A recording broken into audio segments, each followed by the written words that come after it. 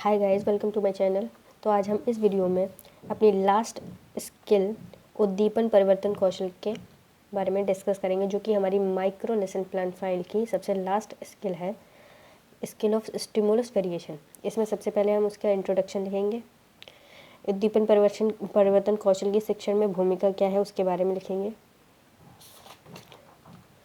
फिर उसके घटक क्या क्या है: शारीरिक संचालन, हाव भाव, स्वर में परिवर्तन, केंद्रीकरण, छात्र अंत्यक्रिया, विराम, श्रव्य दृश्य परिवर्तन, छात्र सहभागिता। इन पॉइंट्स को हम डिटेल में लिखेंगे।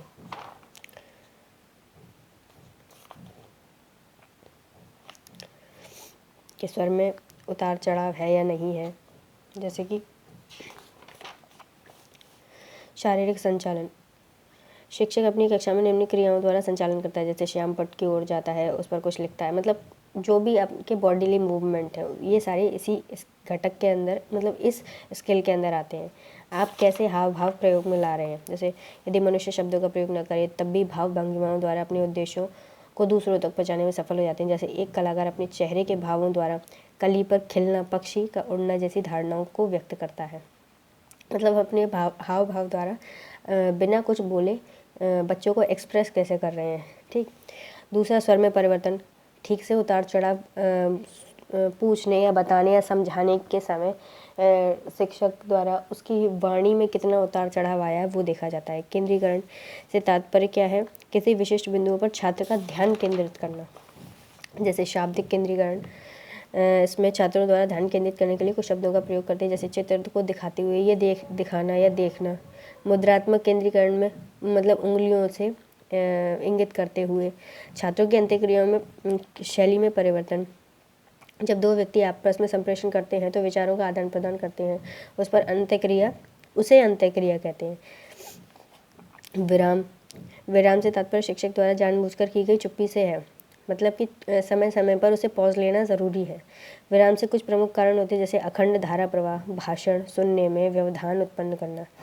विराम से शिक्षक द्वारा कई बातों हेतु विराम मिलता है। शिक्षक द्वारा एकदम चुप्पी छात्रों का ध्यान आकर्षित करती है। मतलब कि अगर हम किसी सेंटेंस को भी अगर बोलते हैं तो अगर उसमें थोड़े छोटे और बड़े पॉजेस लेकर अगर हम बोलते हैं तो वो थोड़ा इफ़ेक्टिव भी होता है और सुनने वाले को थोड़ा इफ़ेक्टिव लगता है और वो उसको अट्रैक्ट करता है। श्रव्य दृश्य परिवर्तन, छात्रों की अधिकाधिक ज्ञानेंद्रियों का प्रयोग अधिगम में अवधान केंद्रित करने में सहायक होता है। ये निम्न प्रकार से किया जा सकता है: श्रव्य से दृश्य की ओर, दृश्य से श्रव्य की ओर, श्रव्य से दृश्य की ओर, श्रव्य दृश्य की ओर और दृश्य से श्रव्य दृश्य की ओर। छात्र सहभागिता कैसी? अधिगम प्रक्रिया में छात्रों की सहभागिता उन्हें सक्रिय बनाती है, जिसके द्वारा शिक्षण अधिगम प्रक्रिया में छात्रों की सहभागिता महत्वपूर्ण होती है। यहाँ पर हमारा इतना इंट्रोडक्शन इस स्किल का ख़त्म होता है। उसके बाद हम सीधे आते हैं लेसन प्लान पर। लेसन प्लान हमारा वही सेम पैटर्न है: क्रम संख्या, विषय वस्तु, छात्राध्यापिका क्रिया, छात्र छात्रा क्रिया, घटक और ब्लैक बोर्ड स्किल। ठीक है। तो इसमें हमारा टॉपिक है विनिमय, और यही सेम मैंने बताया था कि केवल इंट्रोडक्शन स्किल को छोड़ करके बाकी सारी 10 से 12 मिनट की होती हैं। यहाँ पर हमने लिख लिए हैं कि हमें क्या कंटेंट पढ़ाना है।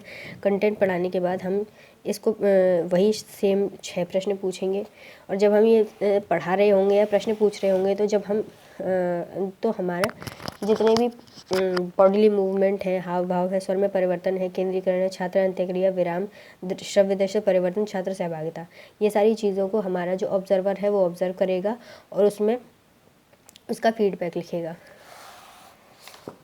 ये देखिए हमारा 6 क्वेश्चन का लेसन प्लान है। इसी तरीके से इंग्लिश का सेम, यहाँ पर उसकी टेबल कंपोनेंट्स की।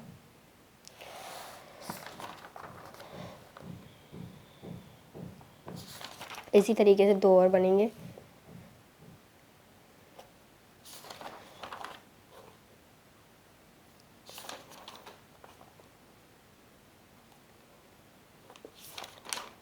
तो यहाँ पर हमारा उद्दीपन परिवर्तन कौशल भी समाप्त होता है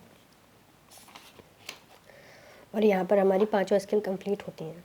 इसके बाद अब हम एकीकृत पाठ योजना के ऊपर चर्चा करेंगे अगले वीडियो में। तब तक के लिए बाय बाय।